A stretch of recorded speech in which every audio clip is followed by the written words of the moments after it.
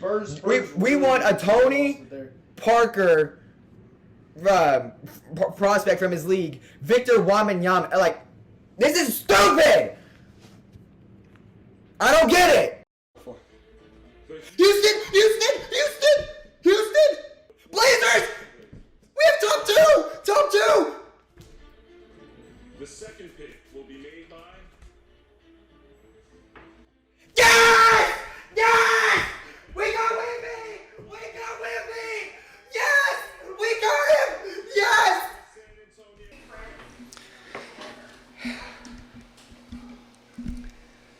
The fact that I get to sit here and make this video still is mind-blowing, okay?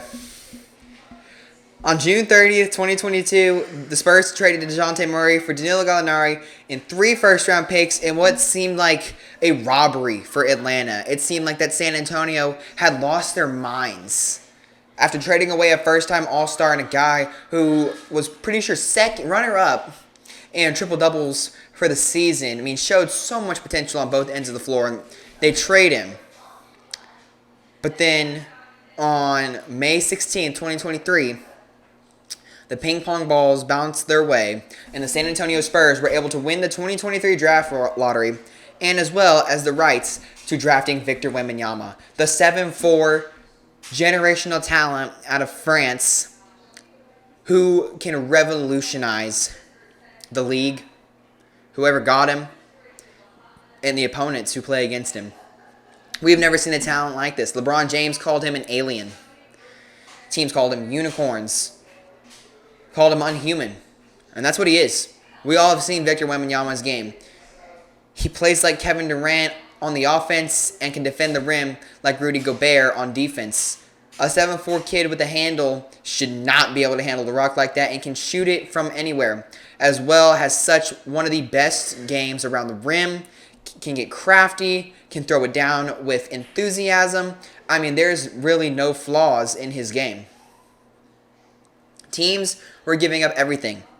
GMs were giving up probably their firstborn child. And Brian Wright was the lucky GM who was able to get him to fall right into his hands.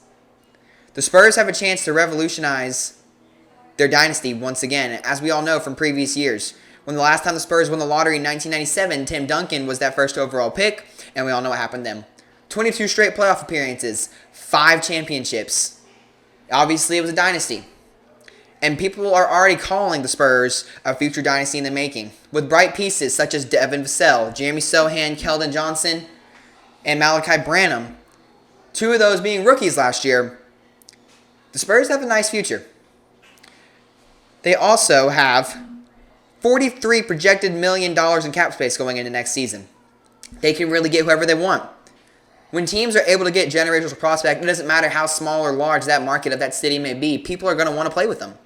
I mean, we saw how LeBron James, as soon as he signed with the Lakers, well, yes, obviously, a lot of stars and a lot of players want to play in the LA market.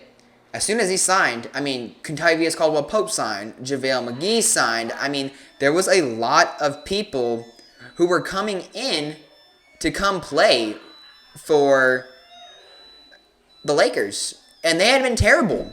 They had really been terrible. I mean, we saw it with Zion Williamson. When he was landed in New Orleans, players were coming. One of the most notable ones, I mean, I remember J.J. Redick signed. These are role players, but they were coming to small market teams to play with Zion Williamson, who was a generational talent. That's what this impact can have.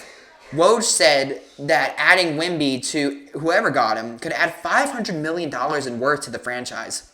San Antonio is the 7th largest city in the world. They have things like Six Flags Over Texas, SeaWorld San Antonio. This isn't like Utah. San Antonio is a big city, and they have a pretty nice market. And now they're adding Victor Wembanyama to this. They're adding the most generational prospect since LeBron James. I think this is also the best fit for him. He's going to be coached by Greg Popovich, obviously what people call, including myself, as the greatest coach of all time, and I think has the best development system. I think also arguably has the best young core. people want to argue Houston, but yes, they have 2 top 3 picks in Jalen Green as well as Jabari Smith Jr. But Jalen Green has not really shown me a lot. He had a great stretch of games closing the season, but man, I don't see a strong work ethic from him. I mean,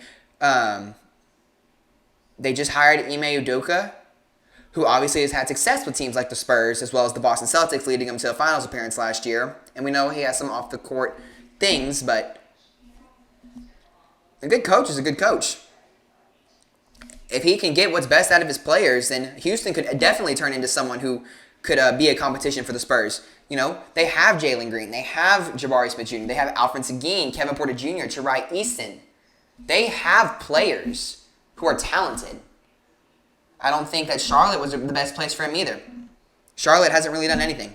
They got LaMelo Ball, and they haven't really had anything to show for it. Yeah, he has an all-star appearance, but obviously Miles Bridges, I mean, he was bright, but he had his off-the-court issues. They don't really have anything too special besides LaMelo Ball. I wouldn't even be surprised if LaMelo wants to leave in the next few years just because they're not winning. I mean, Portland as well.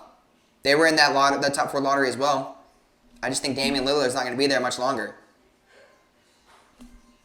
He's already tweeted, if the fans want me gone, then trade me.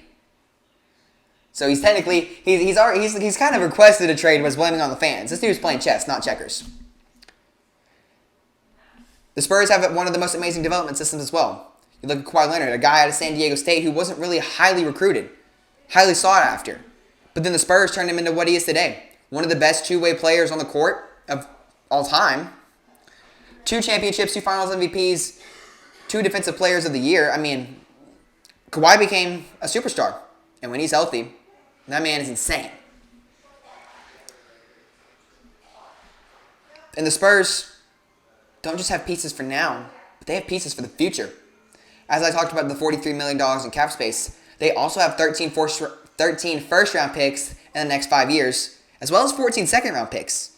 The Sam Presti game is going to start to evolve. The Spurs were one of the first teams to follow in his footsteps, and it worked for him. Sam Presti's move is also starting to work for him as well. Obviously, you know, with Shea, he became an all-star. They got Giddey, they got Chet. I'm not going to talk about the Thunder that much, but this system, this game of chess for first-round picks, it's starting to work. It's shown in Oklahoma City, and now it's showing in San Antonio.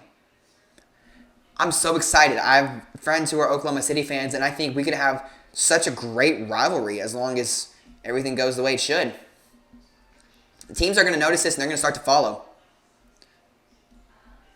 The Spurs have themselves a potential dynasty. I know as a fan, you can say that's bias. But when you look at the pieces and you look at the money, and now you look at Wembanyama, they have a chance. They do. It's going to be fun to see what could happen, how Pop can take the reins, and how our players will respond as well. They're excited. This is going to be fun. I'm so excited for what Wemby could do next year. It's going to be so much fun in San Antonio. Until next time, make sure you drop a like, drop a subscribe, hit that post notification bell so you never miss when I upload the newest content. We'll be back once again with more below average association. You guys have liked that so far. We'll be back with more hot takes. Me, Steve, and Jack are going to be ready to be doing more podcasts for At the Buzzer now that we are all out of school. It's going to be a lot of great content on the way, guys. Until all that, though, this is Ty Talk Sports, signing off. See y'all.